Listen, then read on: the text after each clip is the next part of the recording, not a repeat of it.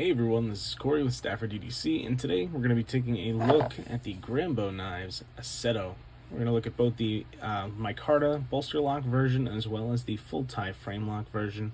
These are, identical knives, so I'm just going to go over the key differences between these two, and then we will leave them both in frame, but I'll probably be playing with the micarta one here in the video just because that's my preference. Now, the only big difference you're looking at between these, besides obviously having a bolster lock versus a frame lock and micarta overlays versus full tie, is the weight. You're looking at 3 ounces for the micarta version and 3.5 ounces for the full tie version. Take your preference. Neither one feels absurdly heavy. There's not really any real meaningful difference. Half an ounce is half an ounce, but it's not going to make or break the bank in any sort of way. So, go with your preference. I'll leave the full tie one off here to the side, just so you can look at that. And we can get into some more details here. We have M390 blade steel on these with a 3.25 inch, just under actually, 3.24 inch blade length. You have a titanium pocket clip. As I said, this one is a bolster lock, but of course the other is a frame lock. You can see the logo, well, really just the name, but it is the logo as well, Grambeau, on the top of the handle there. This one having, I just did a video on the other Grambeau model, the Russ, so you might hear me say things like this one has this instead of whatever, which is what I'm referring to. Whereas these two models are using all Torx screws, whereas the Russ was using some Allen key type screws as well as Torx. But you have a nice hollow ground clip point. These are front flippers, and the D10 is a little light on this guy, and it's a little bit better on the titanium one for sure, which also happens to have a lot more lock bar pressure, which I'm assuming is where that additional D10 strength is coming from. But you can see you have this really awesome clip point. It's a super aggressive grind, with this big swedge on the back, and it's a really neat look, and it's not something you see a lot out of modern clip points. And it's got a nice hollow grind that comes down to a fairly thin edge. It's not the thinnest thing ever. Blade stock thickness on these guys is 3.7 millimeters, which I don't have the inch conversion for, and I went over this in my last video about the Russ, is that my calipers are dead and I can't find the spare battery. But you're looking at probably 3.7, if I had to guess. It's probably 0.115, 0.12 inches or so. Just taking a look at the where we're landing here on the calipers as I slide off. You can see we're just past the 1 there, but definitely not halfway to the 2. So probably 1.1, 1.2 or so, give or take. But nice hollow grind on the M390 blades, so you're going to cut pretty nicely. Ergos are solid on this guy. You have, this typical, it's a very traditional look overall. You have like the sweeping handle with a clip point. It's very much in the style of, any old hunting knife. This almost reminds me of a like a Schrade sharp finger.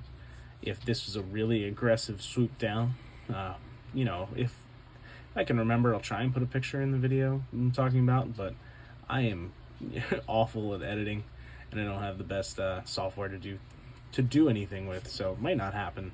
But if you know what I'm talking about, you might get what I'm trying to say.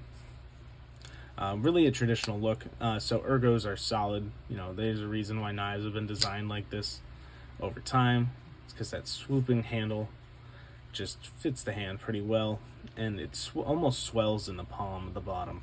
Not that it really widens out down here, but just the way that curve works, you kind of push it into your palm, and it leads to a really nice secure grip.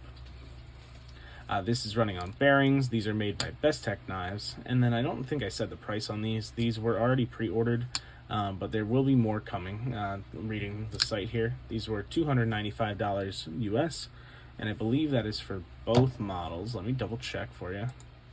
Yes, both models are $295, so no difference in price between the frame lock and the bolster lock version. You can see the back side of the frame lock here. I'm going to make sure I'm showing both models off. These cut really nicely. I mean, the hollow grind is something that is always appreciated. And you can see, I mean, you probably see me do it a few times. You can just barely flick off this grind. If this swedge was higher and the main grind went a little higher on this blade, you could probably flick more reliably. But at least for me, I can just kind of catch the meat of my finger in there and flick out, especially with this micarta one having a lighter detent. It's definitely tougher to do on the full tie version. But you know, otherwise you're stuck with just the front flipper as your deployment method. And for front flippers only, I really only like handmade customs because they're tuned to be perfect. It's really hard for production companies to nail detent every time on any knife, let alone just a front flipper only knife. You know, they have to be designed a certain way, and in my opinion, they should all be designed with a very stiff detent. For front flipping, I don't want it to ever kind of like wimp out. Like, I don't want that to happen at any point. You know, I'm doing it on purpose with this, you know, because this one has the stronger detent. But this, you don't want to apply like a little bit of force and just have it kind of nudge out like that. You want it to flip every time. So, you know, I prefer a stiff detent on front flippers. But, you know, you can't win them all. As long as the production versions of these come out with fairly good detents, I think everyone will be happy. Not that anything's really wrong with the detents on these prototypes, just a little bit light on the micarta one, and then some heavy lock bar pressure on this, making the action not amazing compared to this one here. Definitely more droppy on the micarta version. I had my finger against the bolster lock there, so definitely is even a little better than it looked, you know, compared to the first time. So yeah, these are another good design here from Grambeau knives. I do wish that there were some other deployment methods, but that is just personal taste. As I said, I'm not a big front flipper only guy. Best Tech did seem to do a good job with these. I do like the micarta. It's got a nice feel to it. They did a good job with these bolsters on here. You know, nice fit and finish to the micarta. Spacers are nice on these. You can see the cutout for the lock bar. All looks very good. And these knives have all been centered and had good edges on them from the factory. It did have some, you know, these are pass around knives, so I did have some issues with the edge on these guys, just not holding up fully during my testing. But I don't want to sharpen anything, and I might hit these on a strop before I send them out to the next person, just so that way they have a better edge going on. But prototypes typically will not get touched by any of us unless someone like Neves Knives is gonna do a really stellar sharpening job on them. But that being said, really nice knife. It's one knife that, you know, it's the ASSETTO from Grambeau knives, and it's really well done. And if front flippers are your thing and you really like this design, I imagine you will really like this knife. And you can sign up on the website for notifications, I believe. It does say that there are more coming soon, so I assume that'll be announced on his Instagram or somewhere on the likes of that, which will be linked in the description. So thank you all for watching, and I hope you enjoyed my thoughts here on the Grambeau ASSETTO, and have a great rest of your day. Take care.